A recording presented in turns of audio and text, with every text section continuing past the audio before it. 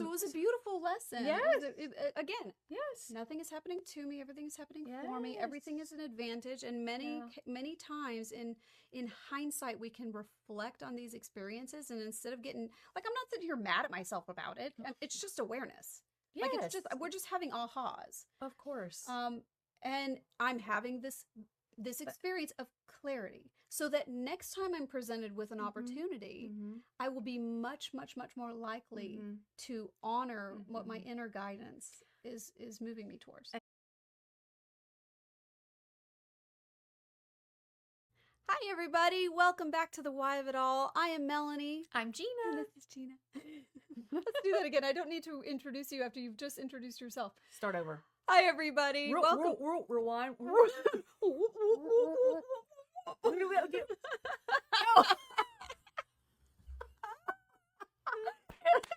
Can we watch ourselves and rewind? We will certainly watch ourselves and rewind 1,000 times. I mean, we're going to clip this shit, of course.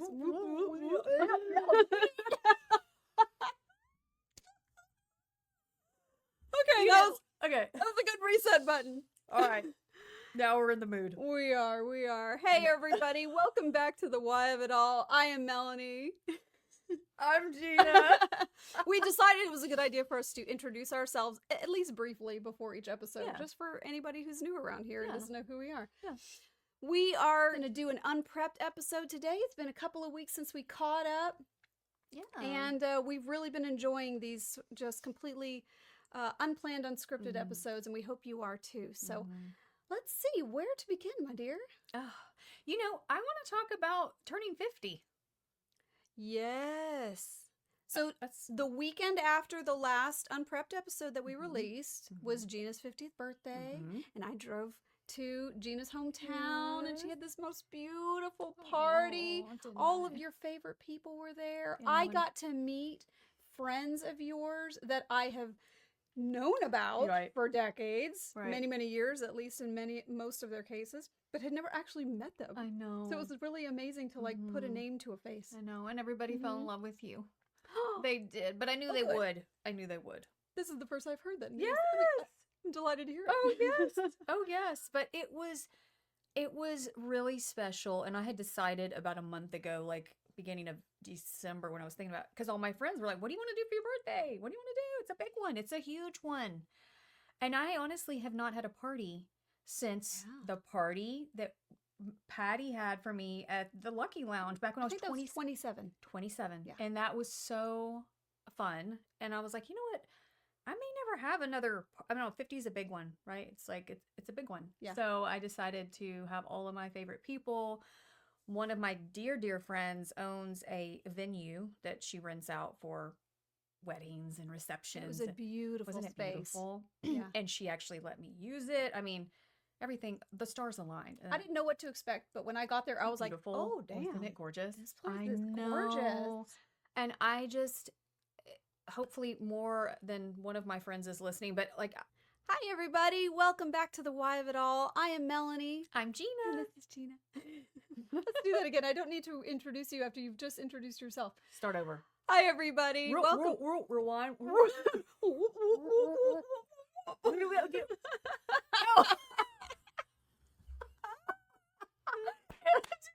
Can we watch ourselves and rewind? We will certainly watch ourselves and rewind 1,000 times. I mean, we're going to clip this shit, of course.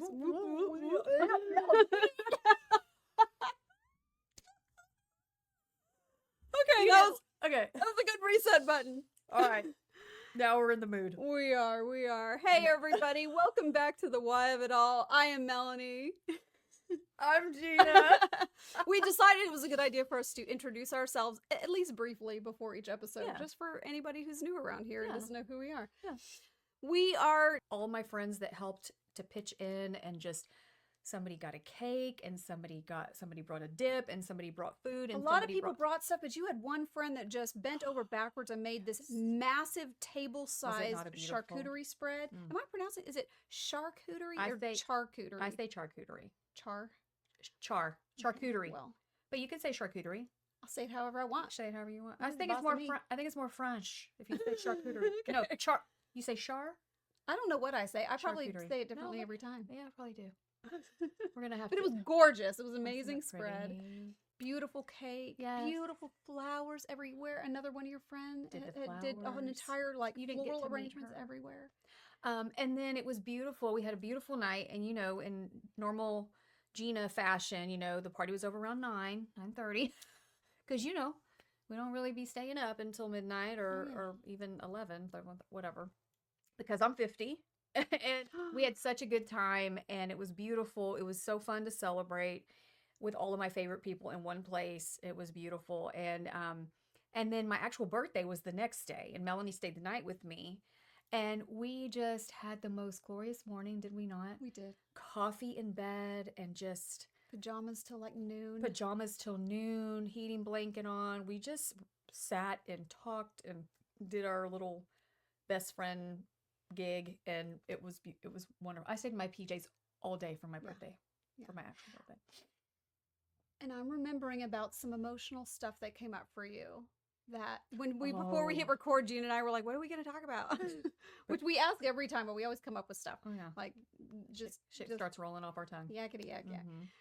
So, was it the day before you had some stuff come up, emotion around how you will allow yourself to be treated? And you and I, we were together, so it was like one of those wonderful things where you didn't have to call me to be like, here's what's going on. Like we were all in the same space. And it was one of those things where you were being, from your perspective, you were being treated in a way that you felt was, how would you describe it? Well, which issue? I mean, because I feel like I was having emotional. There was a couple of things. Yeah, I feel like I was having emotional stuff. I'm trying to be respectful of and let's be respectful. What was coming up with you? Disappointment. Okay. Disappointments. And so yeah, the 48 hours or 24 hours leading up to my actual party were super emotional. Like I had a lot of stuff going on from a couple of ends, and I also, what was also unfortunate, again, I had a beautiful time, but I did not feel physically good at my party, right? Which was horrible. I was dealing with some digestive issues, and like just something wasn't, there was a mixed bag of things going on. Yes. There was also, I do remember this, and we can probably go a little deeper on this one. You had feelings coming up, I remember, about everyone who was just going just above and beyond to make this party special for you. People who were just like dropping everything because these people love the shit out of you. And it was bringing up feelings of not worthy for you. You were like, you were struggling to receive the gifts that all of these people were trying to give you, and not necessarily wrapped presents. We're talking about the acts of service that people were doing for you, and you struggling with, I feel guilty. That's what you said to me. At one point, you were like, I just feel so guilty. Everybody's doing this so much, and I was like. So the night before the party, I had one of the last minute errands to run. I had bought a big 50 balloon on Amazon, and I wanted to blow it up and have like a 50, in the space to take pictures in front of. And I took it up to HEB to get them blown up with the helium. I told you the story, right? Yeah. And so I'm getting them blown up, and I'm about to leave. And she's so sweet, and she's getting me hooked up with like weights and everything to, support the balloons. And I'm about to walk out, and she's like, oh, wait, the 5 is like deflating. And I was like, oh, and so we tried to blow it up again. And so anyway, apparently I got a dud from Amazon. I mean, whatever, it happens. But for some reason, I started crying like a little 3-year-old that had just whose balloon popped. Yes. I literally was trying to like keep my shit together to walk out, to not embarrass myself in the HEB, the sweet little girl, and I have tears, like what, and I don't know, it's like it all hit me the night before the party, and then I called my mom, and let's not forget that she was doing her best to help you, and I think like this little young thing at the HEB, little employee there, was just like doing her best to be like, oh, we could try that, she was trying to help you, and that is what kind of brought to your awareness the bigger story, the bigger picture here, which was you were struggling to receive the kindness and the adoration and the acts of service and the gift of generosity. love and generosity from your friends that were all planning this party for you. Yes. And so I get out in the car and I'm crying and I call my mom and I'm like, I started crying. My balloon popped. And I'm just like, this is so Your irrational. mom has got to be like, what? Your Poor balloon thing. popped? She's like, are you okay? And I'm like, no. And I was able to peel back the layers and realize what Melanie already said. I have a hard time receiving. I have a hard time receiving. And so that was let's reframe that. You have had a hard time receiving. Past tense. Right. You're working through it. Yes. And it all stems from the feelings of not being worthy, all that. And so it was uncomfortable in the moment, but I'm so glad that I could peel back the layers with your help, with my mom's help, and just talking through it, because that's what I need to do. I need to talk through it. It's and we easier. did. And we talked through it the night before your party. We did. That's right. I called you and we talked, and it opened my eyes to like this guilt about everybody helping me. And then Melanie's like, Gina, but remember how good you feel when you help others.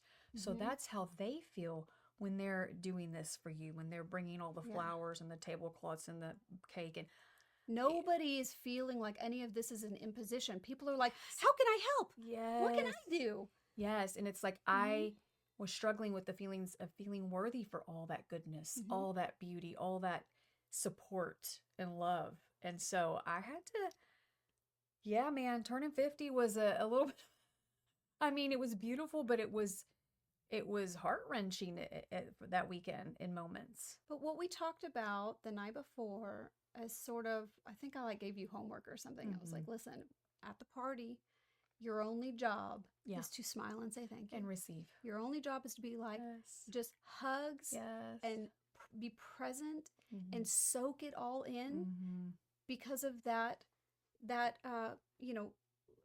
the simultaneity of gifting, receiving, that the love is a two-way process. There's a person offering love in whatever way feels natural for them to offer love. Right. But you have to receive it for that transaction is not an ideal word here, but you get what I'm saying. The flow thank you. Flow of for the energy. The flow of that love to fulfill its purpose of the person trying to offer it to you, you have to receive it. Otherwise, it's like essentially a slap in the face. Yeah, you're right. You're right. And I hadn't thought about it that way until you brought that to my attention. Right. I'm like, this is not kind of me if I can't actually look at you and be like, oh my God, thank you, and meet and feel it and feel the love and accept that support. And most importantly, because you do deserve it. Yes. Because nobody here is pretending to love you. Right. Nobody here is obligated to Y'all love aren't you. faking it? We're not faking it. Like everybody here has showed up because they love you so much and they just can't wait to celebrate you. Yes, so was beautiful. That was your job to soak it in. You did it. I watched you just beaming, even though you weren't feeling good. I wasn't feeling the even though best. you had, I think you probably, I imagine there was a bit of an emotional hangover from the day before. Yes, there was. There was the other little side issue going on with a little bit of interpersonal conflict. Yes. But you were so present at the party. I really were was. soaking it in. I really tried to be. Yeah, and I saw she gave a little speech. She got up, after I did my cake. gave a beautiful little speech, and you just expressed your gratitude for everyone, and that you completed that with that choice. You acknowledged it, you received it, and you completed the circle. Yeah. So it was a very emotionally charged weekend, but it was beautiful. It was beautiful, and then Melanie left on Sunday and I had all my birthday gifts to open. So it was so fun. I think I did it while you were still there. I got to sit there and open and read the sweet cards and just, it was lovely. And then the rest of the day I stayed in my pajamas. I went to Starbucks and got my Starbucks birthday free drink, of course, because why not? Naturally. And then, drove my kid around town. He wanted to go climbing, and mom it never stops, right? It's birthday, no birthday, sick, no sick. I mean, I went and dropped him off at this climbing place, then he wanted to go to his hobby place, and nothing makes me happier than waiting on my kid hand and foot. It really does, because he's 15 and within a few years he's going to be an adult, which is wild. Jeez. But raising a teenager also comes with a lot of emotional things that come up and really shows you things about yourself. And just, they're full of hormones and testosterone and emotions too. And you have to navigate that. These, but these moments like turning 50, there are stages of our life where we get very reflective, right? Absolutely. And I don't think it's unusual or strange in any way that you had a bunch of feelings coming up around this birthday, because it was a big deal. You're not used to celebrating yourself this way. No. You're not used to receiving the celebration of you by so many people in such a big way. Yeah, you're right. You're right. So I think you just look and you say, okay, well, it was a beautiful experience. It was an amazing experience, and you had to go through the emotions that you went through leading into it. Were still a gift. Because it allowed you the opportunity to practice in the biggest way possible receiving love. But also turning 50, for over 50-year-olds that are listening, it has made me, I know me, just be more aware of my mortality. This is a short blip in the grand, life is fast and short, and you've got to just soak it up and milk every opportunity and be present. And it just, the older you get, right, it's just wisdom. You just learn from your previous mistakes, versions of you. And so lots of reflecting already. I think as I get older, I think we talked about this, or we shared a meme about it or something. I don't know. What? Oh. There's culturally, right? We're supposed to be like, oh, you're getting older, which I don't buy into that shit at all. You just get older, things get worse, whatever. I don't buy into that. I honestly, the older I get, the happier I am. Me too. The older I get, the more I love myself. Me too. Because Me too. It's like I had to go through a lot of intense stuff in my earlier years to set the stage for the growth that I'm experiencing now. And it's not like I'm going to hit an end point of that growth and then I'm in euphoria forever. It's like, no, I just get to keep growing from here. It was like, it was like pushing the ball uphill for a little while. And now I get to experience this phase of life going forward, having acquired all of the insight that I have about myself, about the world, about life, about what's important, what are my priorities, what's not. And certainly there's going to be aspects to aging that are going to be unpleasant, but I don't know, as time goes on, I love my life more and more. Let's talk about this for a minute too. How old are you, by the way? I always forget. You're 45. I'll be 45 in July. So you're 44. So we're 6 years apart? No. Yeah, because I'm 50. We can't do math, but yes. It's like 5.5. Okay, 5.5. I want to talk about something real quick, because I think we both have the same viewpoint on it, but I am actually proud to say how old I am.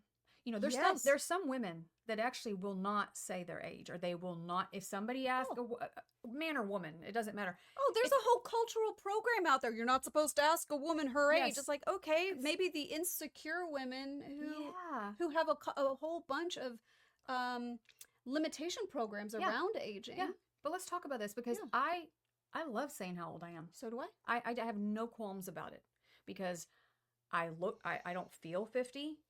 I don't think I look 50. I take care of myself. It's funny, because if you look back in history, and you think of a 50-year-old woman, you look at a picture and you're like, oh my God, yeah, that's old. But then now that you're here, you're like, no, it's not. I'm just starting. Yeah. I'm just beginning. This is my prime. And I thought it was in my 40s, but now I'm like, oh no, 50s, baby. 50s. Yes. Right? I absolutely love that. My mom is the same way. She's 70. She does not now, look 70. In the recent past, she has. It's not like she goes around bragging about how old she is, but she would tell people. But I was the one. I was talking with her recently, and I'm like, no, you should be proud of where you're at and how well you've taken care of yourself. And she too is the happiest and healthiest and most evolved version of herself now. I am the most evolved version of myself now. 1000%. So I just think it's going to keep getting better. Because like I had a client come in yesterday and she's 60. And she's 60 and she's like, girl, wait till you're 60s. I'm like, oh. So I mean, you know, yeah, I'm just looking forward to. I mean, it just seemed like for the weird to longest time, you know, you're never supposed to talk about your age. Yeah. Nobody's supposed to ask you. It's considered uncouth. Yeah. And then like the slightly healthier version of that is age is just a number. Yeah. Okay, but what about being proud of where you've gotten to? Right. What about acknowledging how far you've come and everything you've overcome and, you know, what doesn't kill you makes you stronger. And if you're somebody who is actually intentional about your growth process, that strength is something that you are actually embracing and appreciating and allowing it to guide you along your path and find your purpose. Yeah. I think we should celebrate that. Me too. So Melanie and I are going to celebrate aging and getting older. And, you know, if you feel differently, that's on you. Yeah. But I'm going to embrace it. And so anyway, that's what's been going on for the last couple weeks. Yeah. Yeah. What about you? What's going on with you, girl? You know, that whole everything and experiencing all of that with you was absolutely wonderful. It was. I've had a good couple of weeks in general, but something I've been struggling with is insomnia. I've gone through phases of insomnia throughout my adult life. It sort of comes and goes. And this has been a rather intense wave of it and different than ever before. In what sense? I used to have difficulty falling asleep, and right now it's difficulty staying asleep. Like I get drowsy and I fall asleep, but it's tossing and turning. There's been some resurgence of pain. I think we talked about that in a few episodes ago about how I just went hog wild with sugar over the holidays and kicked up the whole inflammation cycle in my body again. So I have not had any sugar at all since the beginning of January. And so it's coming down and all that, but it's, you know, it's hard to get comfortable at night when I'm waking up every 10 minutes with pain and that sort of thing. There was also a lot of restlessness. Anyway, I don't need to go into the whole insomnia pattern, but what was interesting, something that actually happened last night that we can kind of briefly go into is I was on another podcast. I have a bunch of friends who are all podcasters, and some of them have these really cool setups where last night was called the Friday Night Huddle. And so it's like a group of people, and we're all on the screen, and it's a panel, and you go live. Y'all are it's live. all live, and the host brings on different topics, and we all sort of go around the horn and offer our perspectives on whatever the topic is.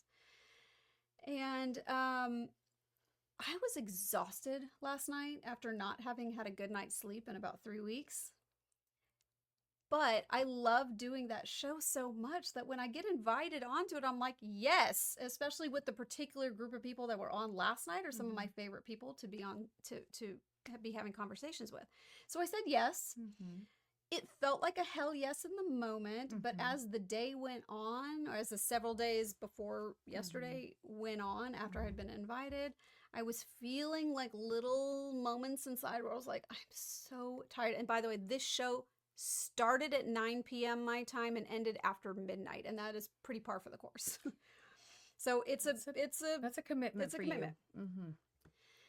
And in hindsight, I'm really actually just chewing through this right this very second. Okay. But in hindsight, I break it think that my inner guidance system was telling me Thursday, Friday morning, probably shouldn't do this. Like there was parts of me thinking, I love these people and I love this opportunity and I love these conversations, but I am freaking exhausted.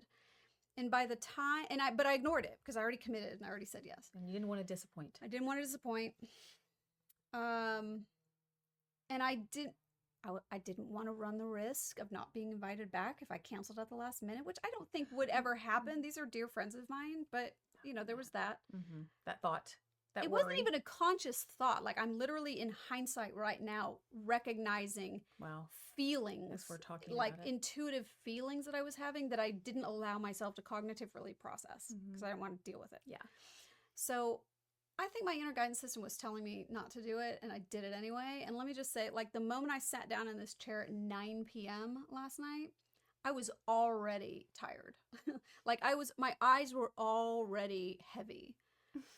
Bless your heart. And I was like, we got 3 hours to go, at least, minimum. And yeah, that would have been tough for me as well. Yeah, and I had a great time. We had a great conversation, but here's what I set myself up for that I didn't see coming, that in hindsight, I'm like, okay, I'm going to listen to my inner guidance system next time. After the show is over, and it's after midnight, and I am exhausted, I climb into bed. And whereas normally with my kind of my particular pattern of insomnia, I'm not thinking about things. It's not an emotional insomnia. It's not a cortisol stress insomnia. My mind is totally quiet. It's my body. It's more of like a nervous system dysregulation kind of insomnia where my body is revved up and my body is having a hard time anchoring the sleep cycles and staying there. But my mind isn't active. I'm not thinking about things. But last night was different. As soon as I climbed into bed, exhausted. Let me ask you, did you try to like decompress by watching something after? I didn't think I needed to because I was just so so you're this, like go straight to bed. Straight to bed. Okay. I spent hours ruminating and rehashing and rehearsing Conversation? things that I said in the conversation that I wished I said better. You know, maybe I was so tired. I was literally having trouble stringing sentences together.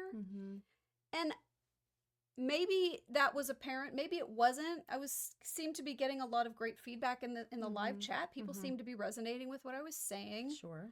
But I didn't feel like I was delivering my perspectives in a clear and concise way because I was just I literally was having trouble putting words together. And in on bed, the interview, on the show? Yeah, during the show. Okay. And in bed, I was just rehashing and rehearsing and rewriting the script that I can't freaking. You can't even undo it. Go back in time, like. And I'm sitting here, and then I'm getting mad at myself. Like, why am I ruminating in bed? What is this? This is not normal for me. I thought I had healed that part of myself.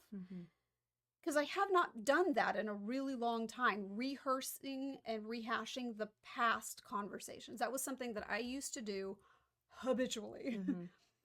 And especially last year, I had several big instances. We talked about them on the show at the time. It was last spring. That gave me incredible opportunities to learn to grow past that. And for the most part, I did. Like that part of me that goes into judgment about my performance and how I was perceived and whether I was understood or misunderstood. And thinking if I can just ruminate hard enough, I'll feel better about it, which of course never happens. Never. But that part of me, I've grown in that to a great degree. And this was the first time in a long time where I caught myself doing it. It's like you're hard on yourself. You're so hard on yourself. That's what keeps coming into my mind. Like you're so hard on yourself. It was like I could have done better, and I was mad at myself for putting myself in a situation where I was sort of, from my perspective, in that moment, setting myself up for failure. When the truth is no, I didn't. We had a great conversation. So I'm saying, by the time I woke up this morning, here's where I will give myself credit. See, speaking is still hard. Here's where I'll give myself credit. I didn't, after I did eventually finally doze off to some shallow sleep level at some point. When I woke up this morning, it wasn't still on my mind. I wasn't still doing it. You'd worked all of it through all night. No, I think I worked myself into freaking exhaustion and gave up. Bless but your I didn't heart. I didn't keep the train going. And in the past, it would have been days and days and days. I think it stems from and I could be wrong. Tell me if I'm wrong, but I think it stems from this perfectionism type of pattern that I think sometimes you have about trying to be perfect, trying to make sure it's all. It's not so much that. No, that doesn't resonate. No, I used to think it was that, but now what do you think it is? If I don't perform to the standard that I've decided is the correct level, then I will be misjudged, misunderstood, and so it's not really about perfectionism. It's about perfectionism. What the hell? perfectionism. But you said perform. So perform but, perfection. But it's not kinda about the result of the performance. It's about the fear of judgment. That's ultimately when I trace it back, tracing it back to perfectionism is only part way. So that's not going deep enough. The root of perfectionism is fear of judgment. But let's go deeper than that. If it's fear of being judged, okay, and the fear of not saying it correctly or the way that you wanted to, does that come from not trusting yourself? Why aren't you trusting? You're right. Because, right? Is it come down to trust? Trusting that's yourself? definitely part of it, because using this example of going on these other podcasts and even our own podcast, the times where I am going into it relaxed and I just know that whatever comes out of my mouth is what's meant to come out of my mouth. I'm just going to be 100% authentic, 100% myself. Exactly. And this is just me being me, and whatever comes out is what, when I am trusting myself, the flow is effortless. So here we go. So now we got a little bit got a little bit that deeper. Was good insight. I think it comes down to trusting, right? Because and what? Did you have a good one? I don't know if it's exactly trust, but now I'm starting to sniff out a little link here, because there's obviously trusting yourself and honoring yourself. And your own needs are very closely related. And when I disregarded my inner guidance that said, you are too tired for this, you are exhausted, this is probably not a good idea, this is not good for you, I completely ignored it. And I did it anyway. So that is a bit of self-betrayal. Yes. And so I went into this thing having already betrayed what was probably the right choice for me, even though I wanted to do it, but I was getting indications from my inner being that this was not a good night. So what I'm feeling is when you actually walk in your gut and in your intuition and in your authenticity, there's no performance. There's no overthinking. There's no, did I say it right? It's like when you're in that flow, if you would have just listened to yourself and not done it and honored that part of you, well, the whole of you, right? Yeah. But because you didn't, you were on this like hyper vigilant, like, right? I felt like I had a brick on the gas pedal while I was running out of gas. And that was a betrayal of what was right for me. So I wonder if, I'm just making those connections right now. And so I wonder if maybe, So it was a beautiful lesson. Yes. Again, yes. Nothing is happening to me. Everything is happening for me. Everything is an advantage. And many times in hindsight, we can reflect on these experiences. And instead of getting, like, I'm not sitting here mad at myself about it. It's just awareness. Yes. Like, we're just having ahas. Of course. And I'm having this experience of clarity, so that next time I'm presented with an opportunity, I will be much, much, much more likely to honor what my inner guidance is moving me towards. And the truth is, though, how often do we not listen to our inner guidance? Like, how many times in my life had I allowed things to go smoother if I had just listened to that gut instinct? The intuition that either it comes through physically for me or mentally or emotionally.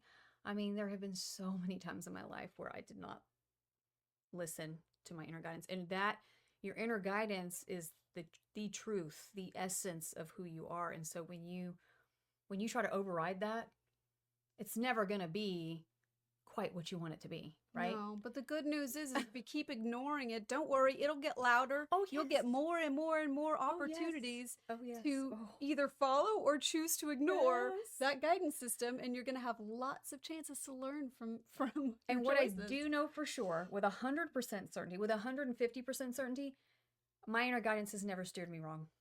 Has your inner guidance ever steered you wrong? Never. No, only my resistance to ignoring of disregarding of it has ever really blown up in my face. We want to please others. We don't want to disappoint others. Guilt. I mean, like, I'm talking from fear myself. Of repercussions. Fear of repercussions. Fear of being judged. You know, like you said, you were thinking they were going to not invite you on it, which is so far from not the truth. No. But we do that to ourselves, right? We you know, I was telling my mom this morning, I think on the way here, or maybe something else, but I was like, Mom, because bless her heart, she had said, oh, there's just been a day or two this week. Nobody called me. Nobody. I was by myself all day. I didn't hear from anybody. And I was like, Mom, you have to remember that everybody, and I don't mean to say this harshly or rudely, but nobody thinks about you as much as you think they think about you. They've already moved on. Listen, they're already doing their laundry. They're cooking. Every single one of the other people who were on that screen last night, the second we ended that show, they were in bed fast asleep. Exactly. They weren't thinking about Melanie said this and that didn't make any sense. Weird. And, wow, I didn't understand what she was saying, and she could have worded that better. And I'm never going to have her on again. That did not happen. So it's great because we're, so my point is, in talking to Mom, I'm like, Mom, well, if nobody reached out, and I'm going off on tangent, but Mom, if nobody reached out to you, then that's an opportunity to reach out to them. Like, if you're just sitting there like, woe is me, well, if you're lonely and you want to talk to somebody, call them. Talk to them. Text them. Yeah. Maybe they're not thinking of you. Maybe they're busy on a But maybe they would love to talk to you if the phone rang and it was you on the caller ID. Exactly. So, anyway, listen to your intuition, guys. That's the lesson. Yeah. Is it not? I don't know. How are you doing? Doing fine. Are we, do we have anything else we want to talk about? I feel like we're good. I like that show. I mean, this was powerful. This was a good punch. We didn't plan any of that. No. I feel like we covered a lot in a little amount of time. Normally, our unprepped episodes run for about an hour, typically, which is we don't mean to do that. No, in fact, we've always said we're aiming for like 35 to 45 minutes, and we blow past that every freaking time. So we've worked look at us here. I kind of like this. Me too. And actually, less time than this because the first 5 minutes we were kind of dicking around. So we hit record, and then we were like, "What? How do I have lipstick on my teeth?" Anyway, so Melanie there might be some bloopers in there that are just. I think we got some good pre-show bloopers. So, okay, but let's do the thing because we have a thing that we're gonna do. This is so weird and awkward. No, it's not weird and awkward, guys. We usually do ad reads and Okay, so hold it. Just tonight, hold it. Remember on The Price is Right. This is what's for those of you who are only listening, I'm holding up a beautiful glass bottle of a product called Castor Blend Serum by Tulip Blooms. Yes. And those of you who've been watching our show for a while, we've had this like pre-recorded ad in there for a long time. And Gina and I were just thinking, let's change it up. You take credit. It's your idea. Yeah. Let's just do it off. Let's just change it up because what we haven't actually done is talked about this product line genuinely on the show without a script. We've just sort of like had this scripted thing that we just plugged in there. Right. This company called Tulip Blooms are friends of ours, husband and wife, Patrick and Ashley, and they created this skincare company where it is quite literally the epitome of a small family-owned business. It's literally the two of them, sometimes on their kitchen counter, mixing products. And their standards for quality are like off the charts. All Everything was organic, natural, cruelty-free ingredients. I mean, they really put a lot of effort into their formulations, into making sure they're getting the absolute best possible quality for everything. These products are incredible. This is the one that's my absolute favorite. It's called the Castor Blend Serum. And so I use this. I honestly use it morning and night. It is so nourishing. I use it at night before bed. But it's not sticky. Nope. You can put makeup over the top of it, but it's just this most glorious, nourishing oil.